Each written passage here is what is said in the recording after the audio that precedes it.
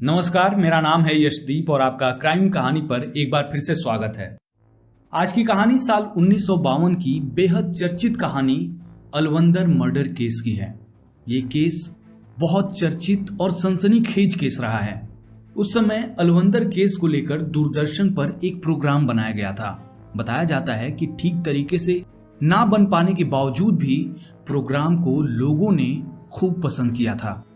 ये केस अभी भी भारत में फॉरेंसिक क्षेत्र से जुड़े लोगों का ध्यान अपनी तरफ खींचता है। ये कहानी तब की है जब चेन्नई मद्रास हुआ करता था। 1952 का साल था। उसी साल 28 अगस्त को मद्रास के लॉ कॉलेज पुलिस थाने में गुमशुदगी की एक रिपोर्ट लिखवाई गई। ये रिपोर्ट एक महिला ने लिखवाई थी। उस महिला का कहना था कि उसका पति अलवंदर 28 अगस्त की दोपहर से गायब है। अलवंदर दूसरे विश्व युद्ध के समय मद्रास के पास अवाड़ी में ब्रिटिश सेना मुख्यालय में सब डिविजनल अधिकारी के रूप में काम करता था। बाद में उसने सेना की नौकरी से समय से पहले ही रिटायरमेंट ले ली। रिटायरमेंट के बाद वो बिजनेस करने लगा। अलवंदर कोमाटी चेट्टी समुदाय से आता था। चेट्टी समुदाय तेलुगु हिंदू वैश्य वर्ग में आता है।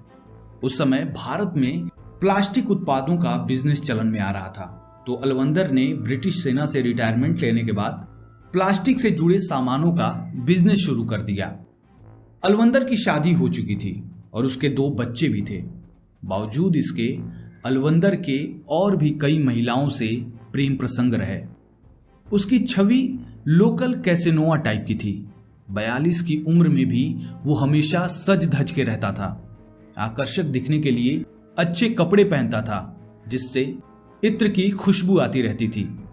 हालांकि देखने में वो बहुत सुंदर नहीं था, पर उसके व्यक्तित्व में कुछ ऐसा था जिससे वो लड़कियों को अपनी तरफ आकर्षित कर लेता था। अलवंदर ने हिंदू होते हुए भी अपना खतना कराया था। उसका मानना था कि इससे सेक्स लाइफ बेहतर होती है। इन सब के अलावा अलवंदर एक नशेड़ी के तौर पर भी जाना जाता था।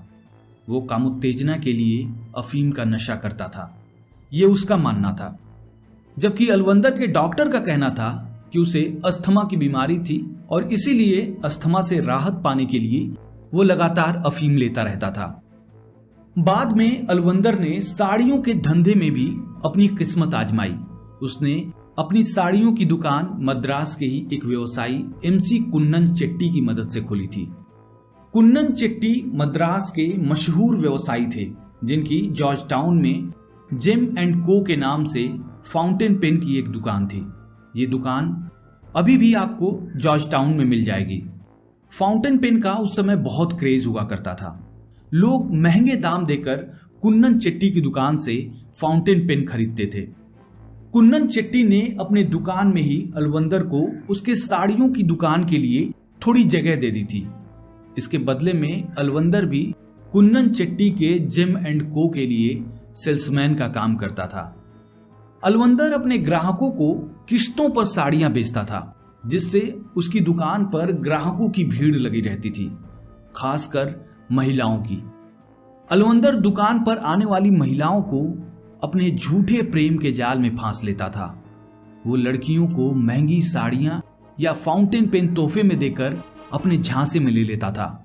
जो लड़कियां या महिलाएं साड़ियां खरीदने के बाद अलवंदर को किश्त नहीं दे पाती थी, तो वो उन पर किश्त के बदले हम बिस्तर होने का दबाव डालता था। अलवंदर का किश्त वाला ये धंधा एक हनी ट्रैप था, जिससे कई औरतें उसकी शिकार बनी। एक बार अलवंदर ने शेखी बघारते हुए अपने एक दोस्त से बताया था कि वो 400 से ज्यादा महिलाओं के साथ सो चुका है। अलवंदर के हर रोज का लगभग एक ही रूटीन था।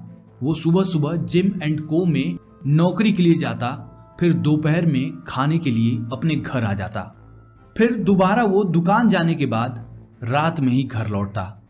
लेकिन 1952 के 28 अगस्त को ऐसा नहीं हुआ। रोज की तरह ही 28 अगस्त को वो जॉर्ज टाउन के जिम एंड को दुकान में अपनी नौकरी के लिए तो गया, पर खाना खाने अपने घर नहीं आया। यहां तक कि वो रात में भी अपने घर नहीं लौटा। अलवंदर जब घर नहीं लौटा तो उसकी पत्नी परेशान हो गई।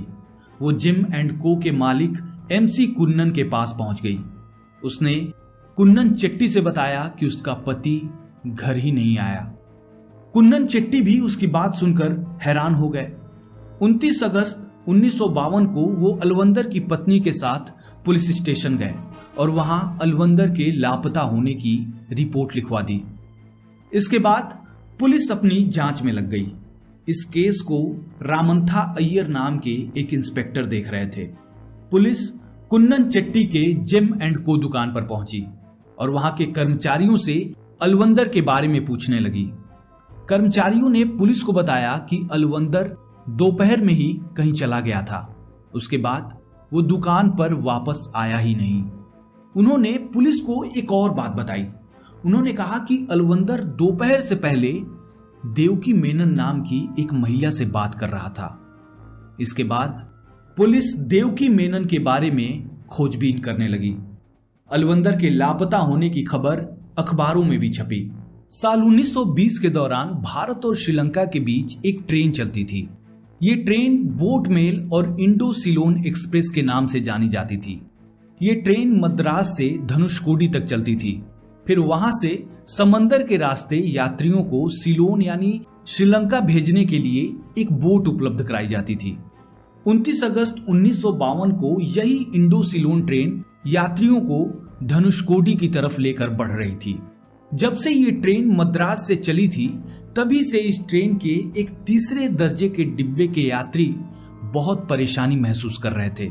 यात्रियों की परेशानी की वजह बेहद तीखी सड़ी सी बदबू थी जो बर्दाश्त से बाहर थी।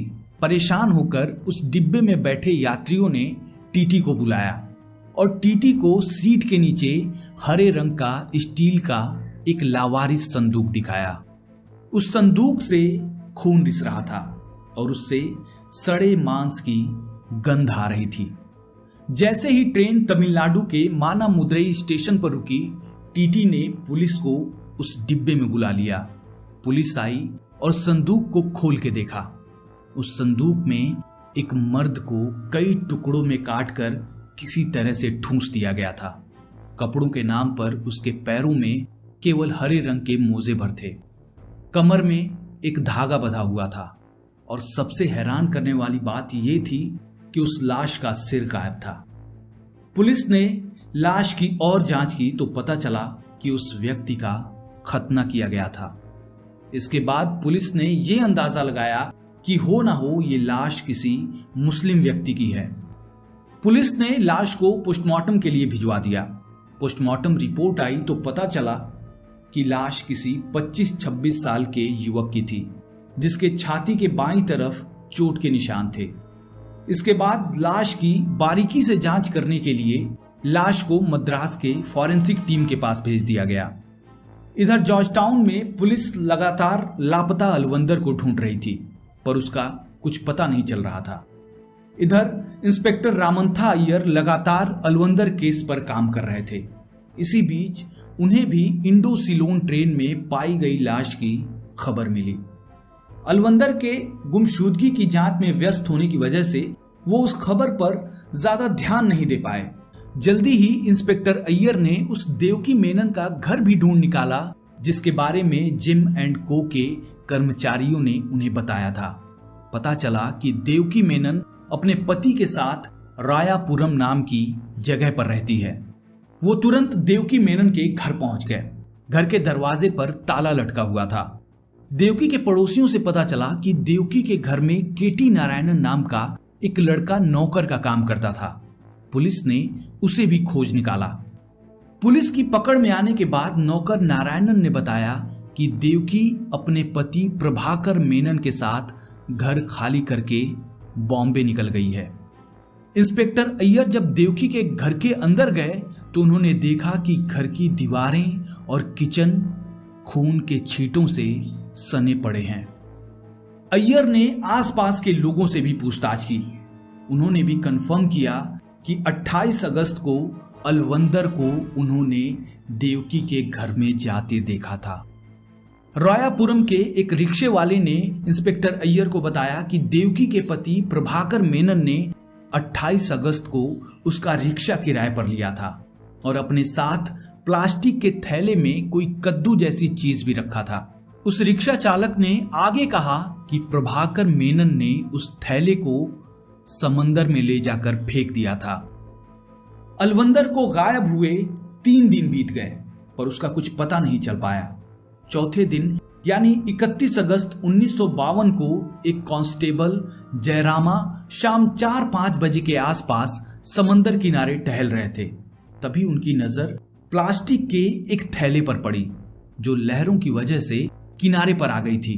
कांस्टेबल ने जब उस थैले को उठाकर उसके अंदर झांका तो उसमें किसी गोल सी चीज को भूरे रंग की शर्ट में बंधा पाया।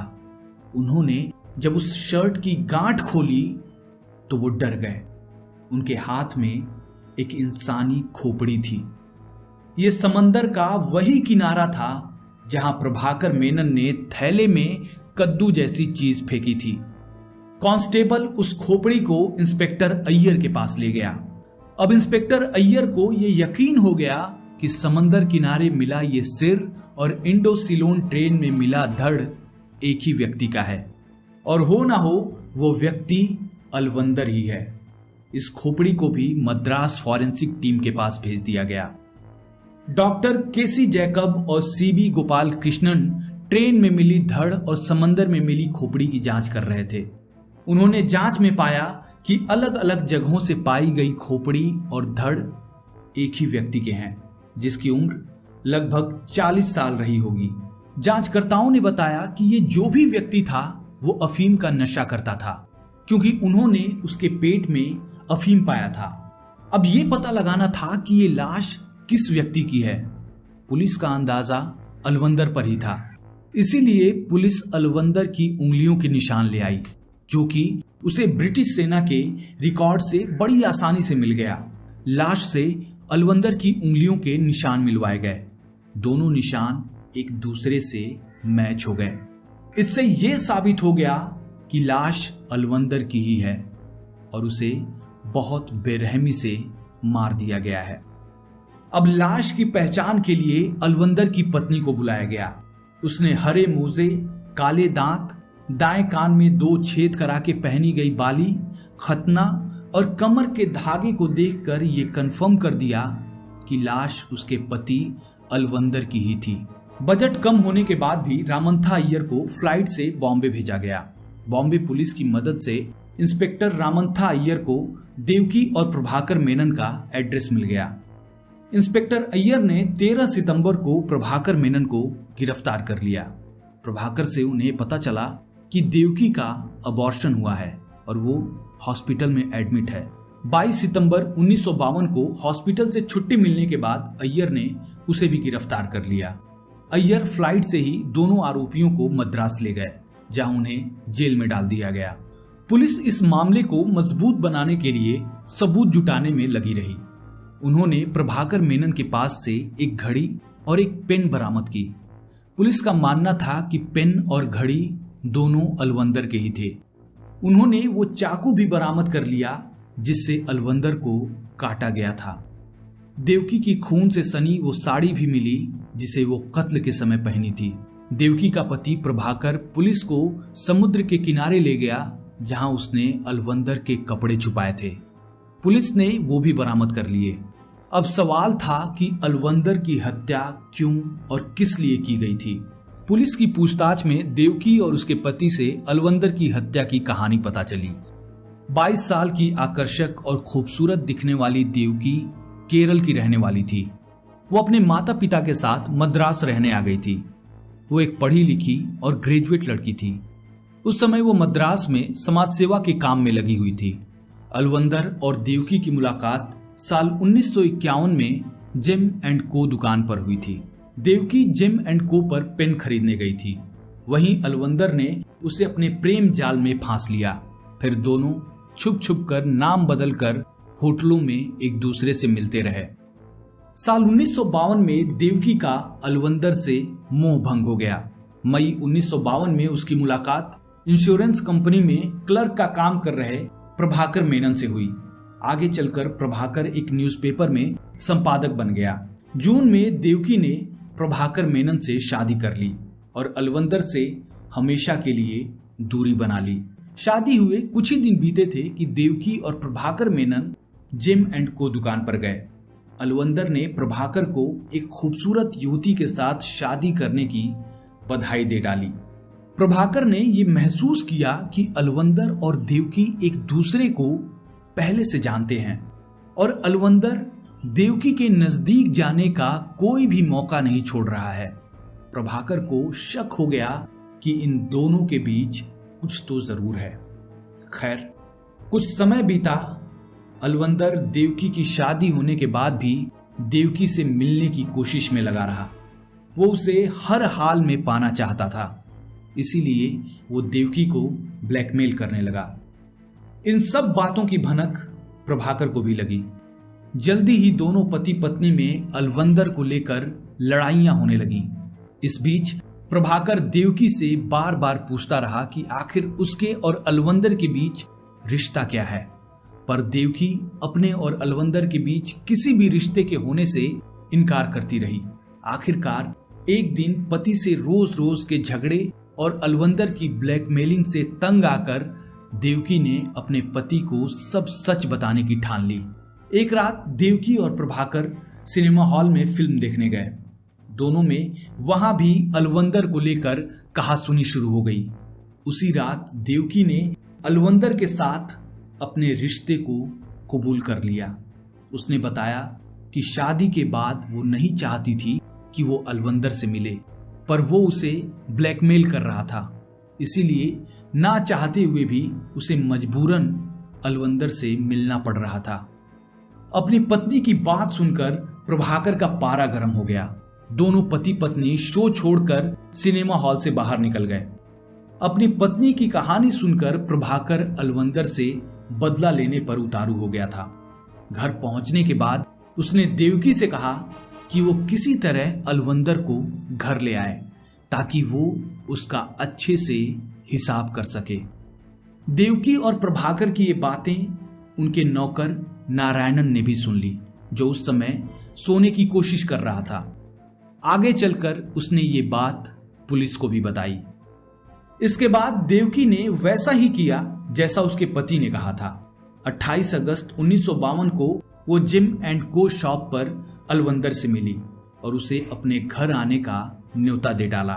प्रभाकर ने घर में काम करने वाले नौकर नारायण को उस दिन कुछ पैसे देकर मद्रास घूमने के लिए भेज दिया। उधर अलवंदर खुशी में झूमते हुए 28 अगस्त की दोपहर को देवकी के घर पहुंच गया। घर में देवकी को अकेला पाकर वो उसके साथ गलत हरकतें करने लगा। घर में पहले से छुपे प्रभाकर ने जैसे ही अलवंदर की ये दुष्टता देखी, वो अलवंदर के सामने आ गया। दोनों में हाथापाई शुरू हो गई। प्रभाकर ने मौका देखकर एक बड़े चाकू से अलवंदर का गला रेत दिया। जल्दी अलवंदर का काम तमाम हो गया। इस हाथापाई में प्रभाकर की उंगली और हथेली भी कट गई थी। इसके बाद दोनों पति पत्नी ने अलवंदर की लाश के कई टुकड़े किए। इसके बाद प्रभाकर किराए के रिक्शे से 4 बजे शाम को सिर को समंदर में ले जाकर फेंक आया और अलवंदर के कपड़ों को समंदर किनारे ही पत्थरों के नीचे दबा दिया।